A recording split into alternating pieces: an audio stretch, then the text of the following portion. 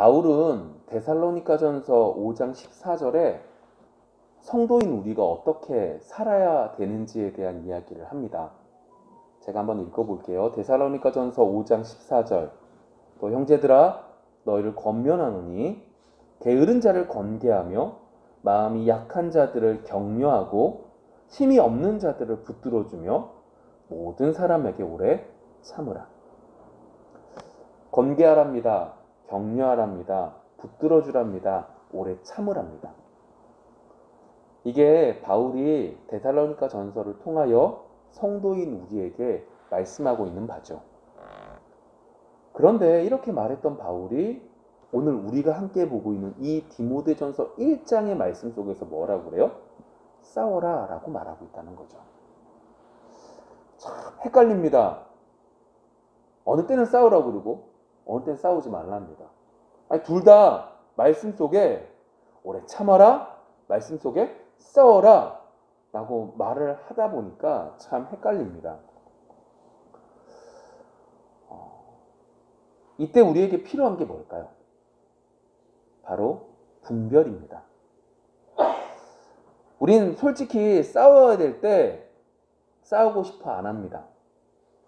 싸우지 말아야 될 때 싸우지 말아야 되는 것들을 가지고 싸울 때가 더욱더 많죠. 그러다 보니까 정말로 싸우지 말아야 될 때 싸우지 않고 싸워야 될 때 싸울 수 있는 그런 분별함이 우리에게 꼭 필요한 거예요. 그런 면에서 오늘 우리에게 오늘 본문을 통해서 우리가 언제 싸워야 되는지, 그리고 더 정확하게 오늘 본문 속에 보시면 싸움이라고 하는 단어 앞에 뭐라고 붙죠? 선한이라고 말하는 이 선한 싸움이 뭔지에 대한 이야기를 나눠보고자 합니다. 그리고 그것을 통하여 왜 싸우라고 했느냐라는 걸 한번 묵상해 보면 이 싸워야지만 뭐요? 하나님께 영광이 돌려지고 그리고 그 싸움이 우리에게 도움이 된다는 것을 알 수 있는데 어떠한 면에서 이것이 우리에게 정말로 도움이 되는지, 그리고 우리가 어떻게 하는 것이 정말 선한 싸움을 싸워가는 시작점이 되는지 오늘 말씀을 통해서 한번 나눠볼 수 있기를 원합니다. 오늘 18절 말씀 이렇게 되어져 있습니다. 아들 디모데야, 내가 내게 이 교훈으로서 명하노니 전에 너를 지도한 예언을 따라 그것으로 선한 싸움을 싸우며. 선한 싸움을 싸우라고 말을 하는데 그 선한 싸움 앞에 뭐라고 쓰여졌냐? 이렇게 쓰여집니다. 전에 너를 지도한 예언을 따라 그것으로. 예언이라고 하는 그것을 통하여 뭐 하라는 거예요? 선한 싸움을 싸워라 라고 말을 하고 있습니다. 디모데가 언제 어떤 예언을 받았는지 우리는 모릅니다. 그런데 우리가 한 가지 알 수 있는 본문이 있는데 디모데전서 4장 14절 이렇게 쓰여져 있습니다. 내 속에 있는 은사 곧 장로의 회에서 안수 받을 때에 예언을 통하여 받은 것을 가볍게 여기지 말며. 무슨 말이에요? 다시 한번 읽어볼게요. 내 속에 있는 은사, 디모데 안에 있는 그 은사가 어떻게 해요? 장로의 회에서 안수받을 때에, 장로들 회에서 안수받을 때에 쉽게 요즘 말로 말하면 목회자로 인정받을 때에 어떻게 해요? 보면 예언을 통하여 은사가 그에게 주어지게 되었고 그것을 가지고 어떻게 하라는 거예요? 바울이 가볍게 여기지 말고 소중하게 여기며 나아가라 라고 디모데전서 4장 14절에 말을 하고 있거든요. 이걸 통해서 우리는 어떻게 볼 수 있냐? 오늘 성경 본문 18절 전에 너를 지도한 예언을 따라 그것으로 라고 말하는 게 이 디모데가 예언을 통하여 그에게 뭐가 주어진 거예요? 은사가 주어졌고 그 은사를 통하여 하나님이 기뻐하시는 하나님이 맡겨주신 일들을 사역을 감당했구나 라고 하는 걸 우리는 볼 수 있는 거죠. 그리고 그걸 오늘 성경에서 뭐라고 말하는 거예요? 선한 싸움. 악한 싸움이 아니에요. 그냥 싸움이 아니라 선한 싸움이라고 하는 말로 오늘 바울이 디모데에게 말을 하고 있는 걸 보게 됩니다. 디모데가 하나님의 일을 할 때 자기 스스로 자기의 열심으로 한 것이 아니라 하나님께서 주신 예언을 통하여, 은혜로 주신 그 예언을 통하여 그 속에서 은사가 주어져 그 은사로 귀한 일들을 감당했다라고 하는 거죠. 그래서 디모데가 한 게 뭐예요? 복음을 전했습니다. 그리고 하나님의 진리를 가르쳤습니다. 특별히 오늘 디모데전서 그 앞부분에 보시면 거짓 교사, 잘못된 교훈을 가르치는 선생들을 배격하고 정말로 무엇이 바른 진리인지에 대해서 디모데가 계속해서 말씀을 전하며 교회를 보호했던 걸 우리는 알 수 있죠. 그럼 선한 싸움이라는 게 결국 뭐가 되는 거죠? 하나님을 위해서 그 뜻을 따라 교회를 돌보는 일이 선한 싸움이 된 거예요. 디모데에게 있어서 선한 싸움은 하나님을 위해서 그 뜻을 따라 교회를 돌보는 것이 그에게 선한 싸움이 된 것이고, 그 선한 싸움에 힘이 되는 건 뭐가 된 거예요? 예언을 통한 은사가 그에게 주어졌기 때문이다 라고 하는 거예요. 그럼 그 은사가 뭐냐? 그 예언이 뭐냐? 성경에 나와 있지 않기 때문에 말하지 못하지만 분명히 그 여러 가지들로 하나님이 주신 것으로 그 모든 것들을 싸워나가 교회를 세운 것이 선한 싸움이다 라고 하는 걸 볼 수 있는 거죠. 그렇다면 우리한테는 어떻게 받아들여지느냐 라고 하는 거예요. 1차적으로 디모데는 그러한 것으로 분명하게 말할 수 있는데 18절 말씀을 통해서 그럼 우리는 어떠냐라고 하는 거예요. 우린 디모데와 전혀 다른 사람인가요? 디모데는 하나님이 귀하게 사역으로 그를 바울의 동역자로 불러주셨다면 여러분들은 하나님이 사랑하여 주셔서 여러분들이 지금 맡고 있는 그 일들 속에 하나님이 세워주신 동일한 사람이라는 걸 기억해야 되죠. 그리고 그 속에서 하나님은 우리에게 은사를 주셨고, 그리고 그 은혜 가운데 우리 교회 속에서 하나님을 섬길 수 있도록 하나님은 우리에게 은혜를 베풀어 주셨어요. 그럼 우리에게 있어서 선한 싸움은 뭐가 될까요? 이 몸된 교회에서 어떻게 해요? 세상과 구별된 자로서 살아가며 여러분들 옆에 있는 사람들과 서로가 서로를 붙잡아 주어 믿음을 세워가며, 그리고 그 속에서 세상과 대적하며 나아가는 것이 우리에게 있어서 지금 선한 싸움이 되는 거죠. 그러한 선한 싸움을 살아갈 수 있는 우리 귀한 믿음의 성도들이 되어지기를 소망합니다. 우리의 신앙생활은 나만 혼자 하는 게 아니에요. 오늘 말씀 속에서 선한 싸움을 한 디모데처럼 하나님이 주신 은혜와 은사를 기억하여 서로가 서로를 돌보며 나아가는 거죠.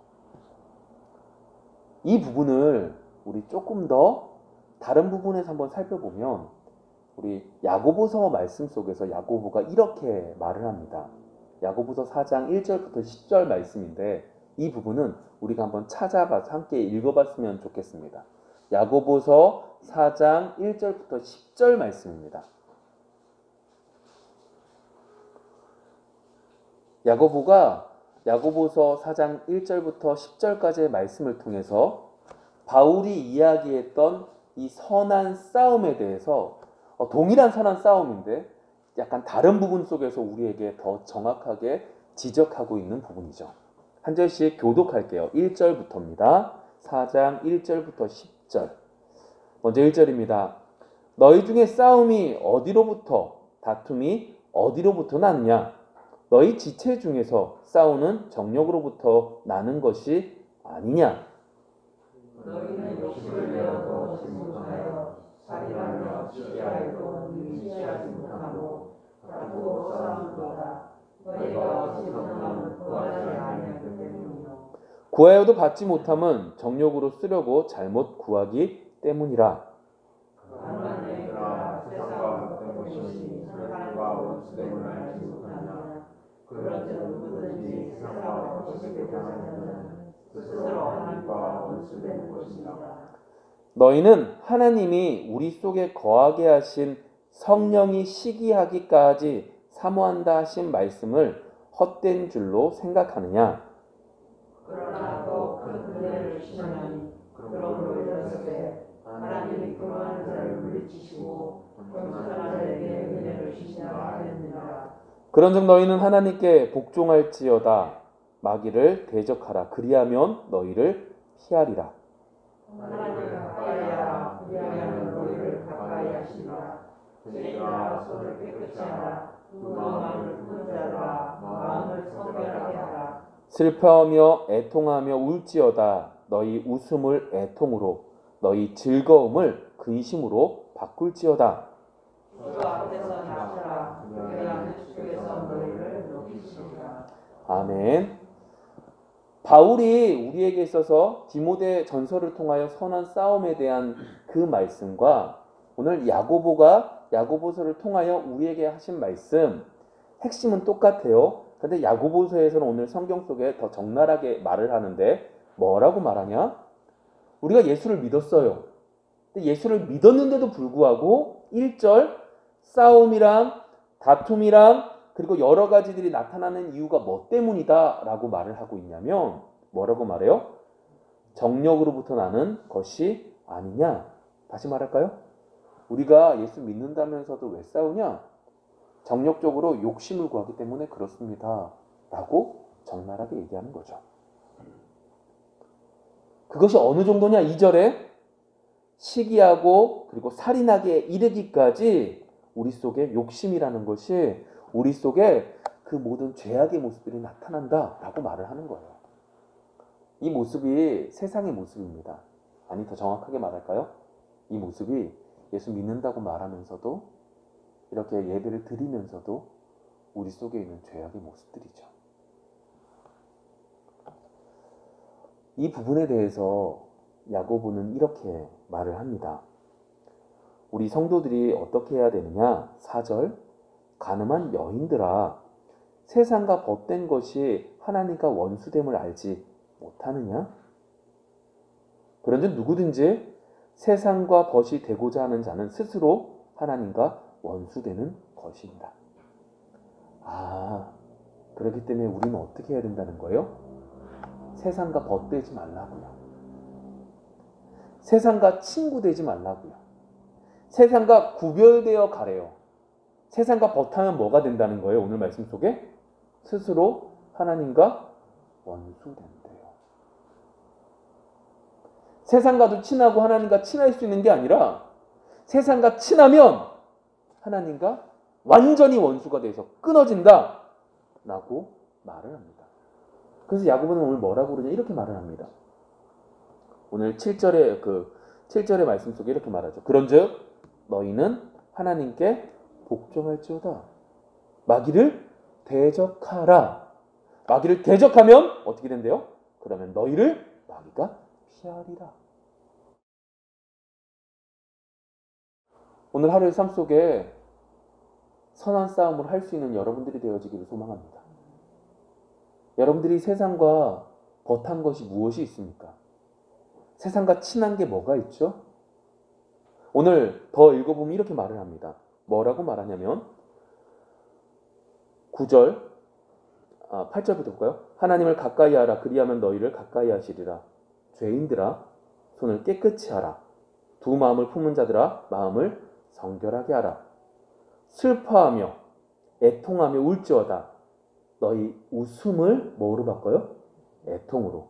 너희 즐거움을 근심으로 바꿔라. 여러분 우리 속에 세상과 벗에서 즐거운 것이 있다면 그것이 슬픔이 되어져 가기를 원합니다. 그것이 하나님과 원수되는 시작점인 것을 말씀 속에서 기억하여 오늘 하루의 삶 속에 정말로 선한 싸움을 싸워갈 수 있는 여러분들이 되기를 원합니다. 그런데 이것 속에서 우리가 기억해야 될 것이 하나 있는데 그게 뭐냐? 우리가 이렇게 선한 싸움을 싸워가라고 말했고 야고보를 통해서 세상과 벗하지 말아라 라고 말한 것도 들었어요. 그런데 이 모든 것들의 시작점이 어디서부터 시작되냐? 은혜에서부터 시작된다라는 걸 우리는 기억해야 된다는 거예요.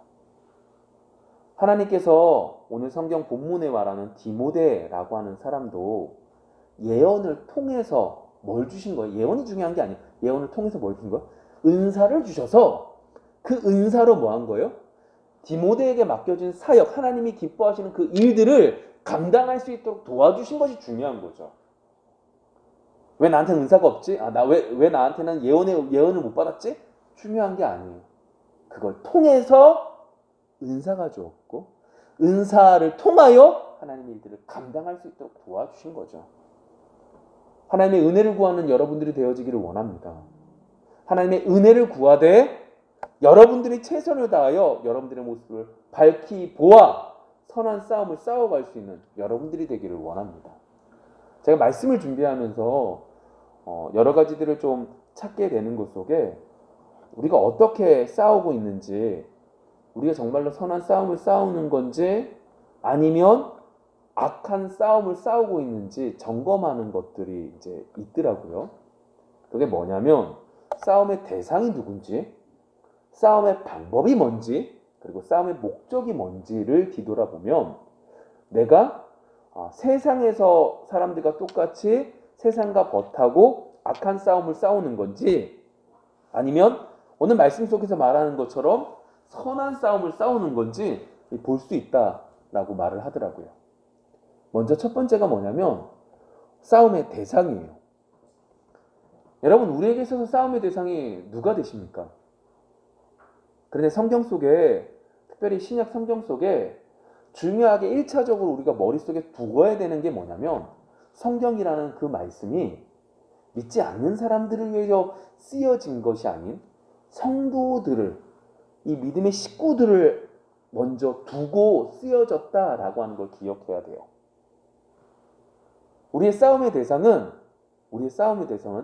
마귀이고 이단이고 여러 가지 악한 세력들이지만, 그러한 것들 속에 믿음의 식구, 우리 한 믿음의 가족, 우리 한 교회의 성도들, 우리 교회의 성도들끼리 싸움의 대상이 되어서는 안 된다라고 말하고 있는 거죠.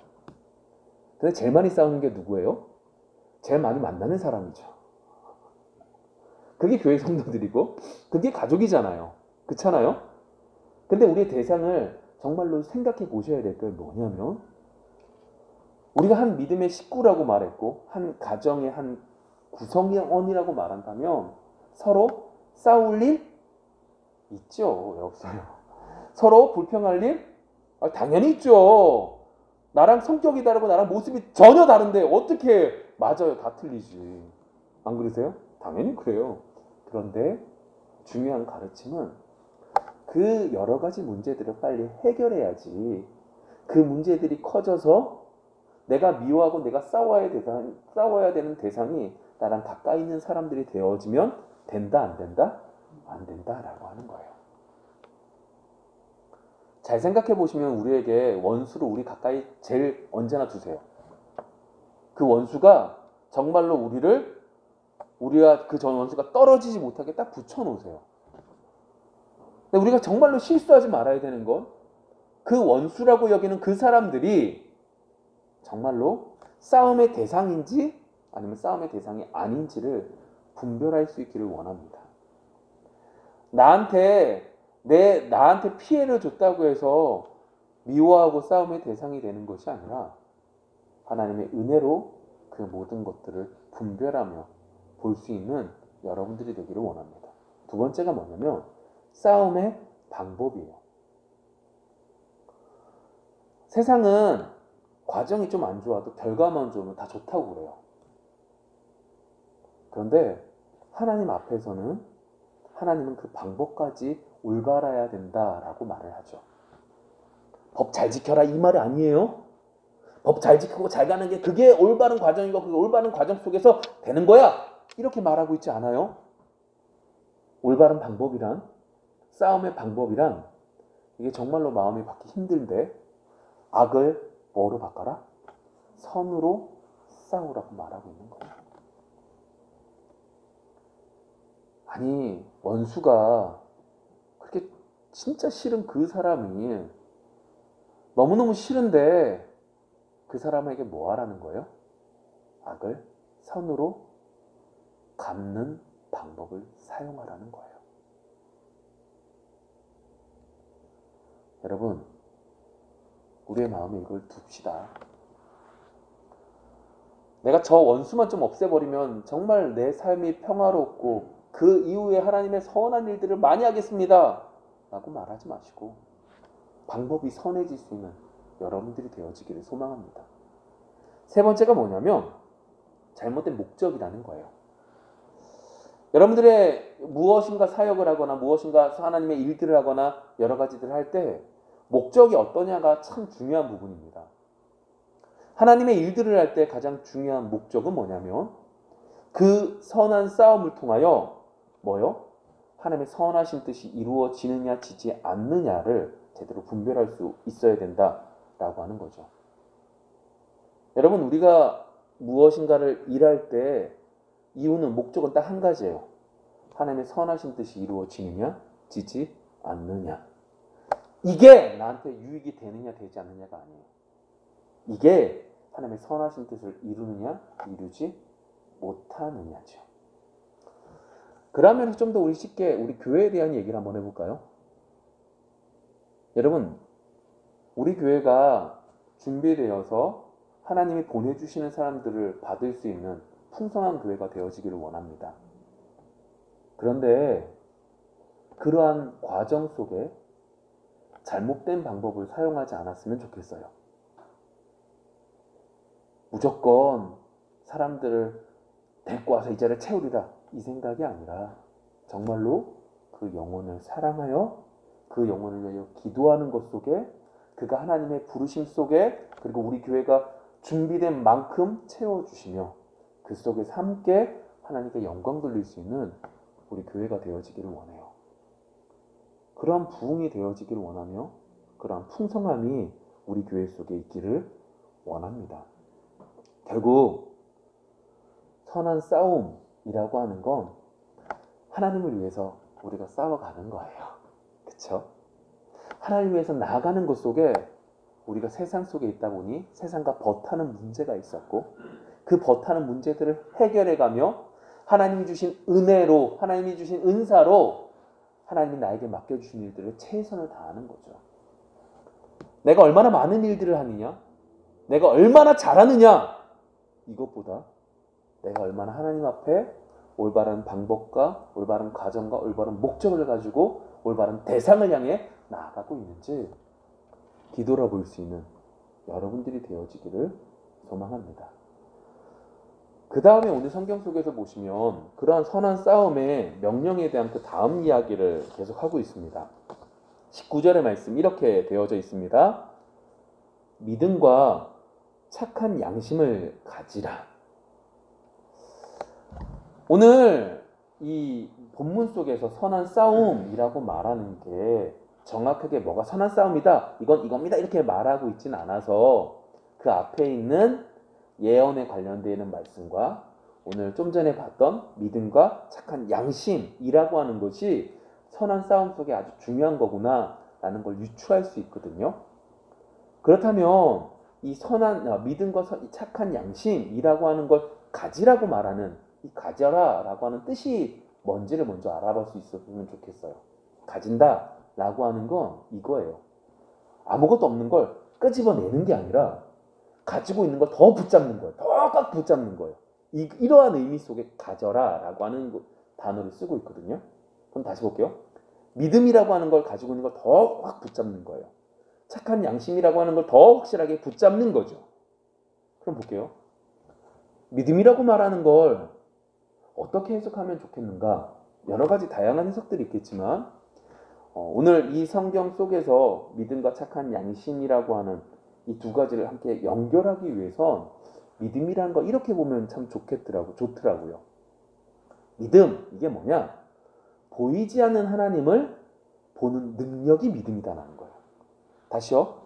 보이지 않는 하나님을 보는 능력이 믿음이다라고 하는 거죠. 보이지 않아요. 근데 믿음이 있으면 하나님이 보이는 거죠. 이 세상 피조물 가운데 그냥 똑같이 자연이고 나무고 하늘이고 바다지만 이 속에서 보이지 않는 하나님을 볼 수 있게 되는 능력이 있으면 이 속에서 하나님을 찬양할 수 있게 되는 것이고, 그냥 글로 되어져 있는 이 말씀이 보이지 않는 하나님을 보는 능력이 있으면 이 말씀 속에서 믿음을 가지고 하나님을 볼 수 있게 되는 거예요.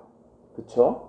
그럼 두 번째, 양심이라고 하는 건 뭐로 해석하면 좋냐면 하나님을 의식하는 마음이라고 하면 좋다는 거예요. 여러분, 양심이라고 하는 것이 그냥 시대적인 변화, 시대의 상황, 시대적인 시대 정신이나 여러 가지들로 양심이 왔다 갔다 해버리면 문제가 생겨요. 그런데 이 양심이라고 하는 걸 하나님을 의식하는 마음이라고 하는 것으로 딱 국한해버리면 세상에 있는 사람들도 하나님을 의식하는 마음이 있어서 때때로 어떻게 해요? 무엇인가를 지키려고 노력해요. 선을 행하려고 노력해요. 근데 세상 사람들에게는 하나님을 의식하는 그 마음, 양심이라는 것이 온전할 수 없게 되죠. 왜요?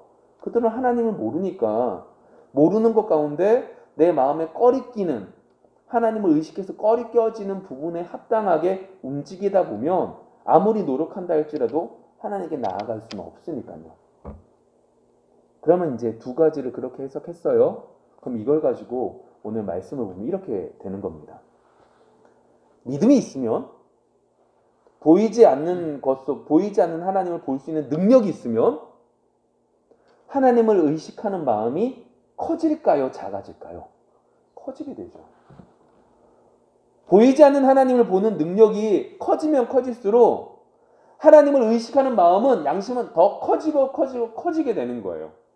근데 만일 보이지 않는 하나님을 보는 능력이 낮아지면 양심이라고 하는 것도, 하나님을 의식하는 마음도 작아지게 되는 거죠.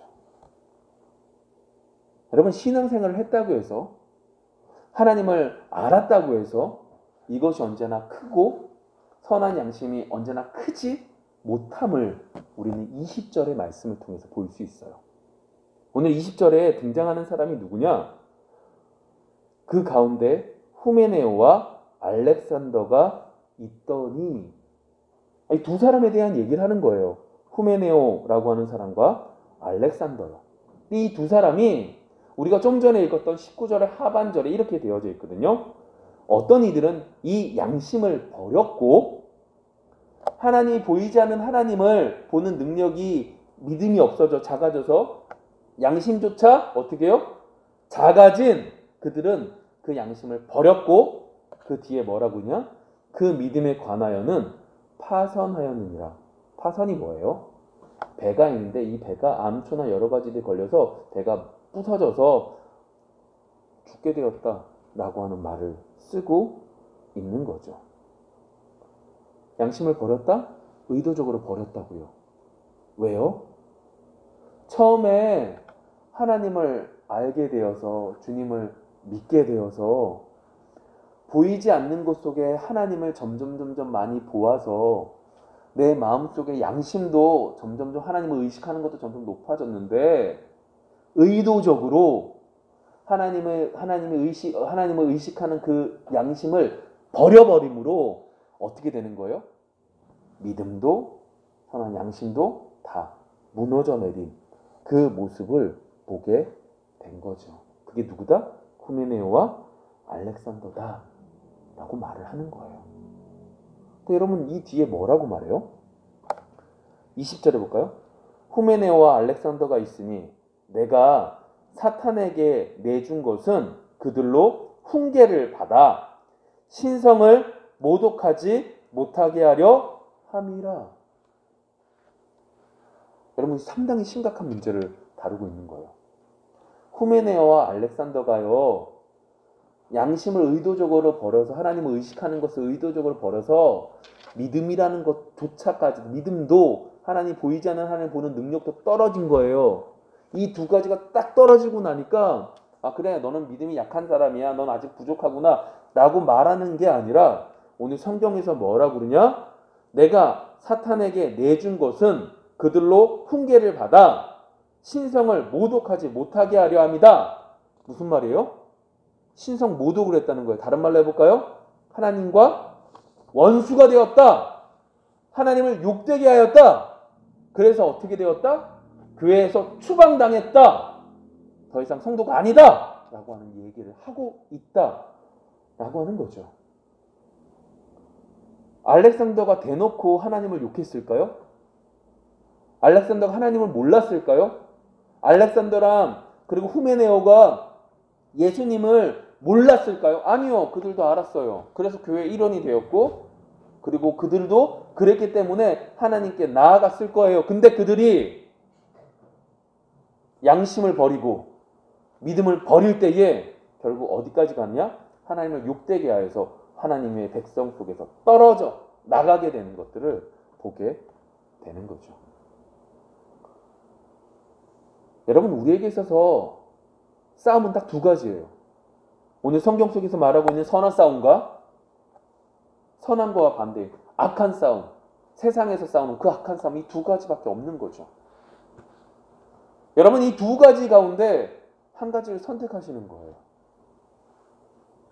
하나님을 위해서 선한 싸움을 싸우든 아니면 세상 사람들과 똑같이 양심을 버리고 믿음을 버리고 악한 싸움을 싸우든 이 두 가지들 속에 여러분들은 칭찬을 듣느냐 아니면 저주를 듣느냐 떨어져 나감을 당하느냐 이 두 가지를 여러분들은 선택하게 되어지는 거죠. 말씀을 한번 맺어볼까요? 우리 지난주가 부활주일이었어요. 죽음을 이기셨어요. 죄의 결과인 그 죽음을 이기신 주님께서 부활하신 그 귀한 날이죠. 예수님께서 우리의 첫 열매가 되셨기에 우리도 그 이후에 부활할 수 있다라는 걸 예수님이 직접 우리에게 보여주셨어요. 그뿐 아니라 성령을 통하여 우리와 항상 함께 계시죠. 근데 여러분, 지난 일주일의 삶 동안 아까 전에 기도한 것처럼 어떻게 살아오셨습니까? 우리 이제는 선한 싸움을 좀 싸워볼까요? 내 정욕과 욕심을 위해서 살아가는 게 아니라 세상과 버타면서 살아가는 야고보서의 말씀처럼 살아가는 것이 아니라 정말로 믿음과 선한 양심을 가지고 선한 싸움을 싸워가기를 소망합니다. 뭐라 그래요? 하나님께 순종하고 뭐라 그래요? 마귀를 대적하래요. 그러면 그들이 어떻게 된대요? 피한대요.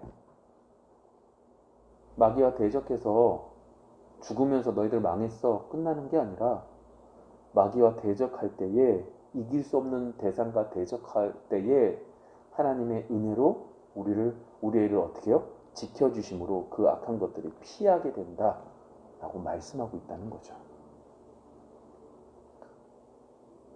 이번 한 주 보이지 않는 하나님을 더 크게 볼 수 있는 믿음이 있기를 원해요. 더 나아가서 보이지 않는 것 속에 하나님을 의식하는 선한 양심이 있는 그런 삶을 살아가기를 원해요. 그래서 다음 주에 올 때는 우리의 마음이 하나님을 더 기대하고 소망하기에 풍성한 하나님을 바라보며 나아갈 수 있는 그 하나님을 소망하며 나올 수 있는 여러분들이 되어지기를 소망합니다. 기도하겠습니다.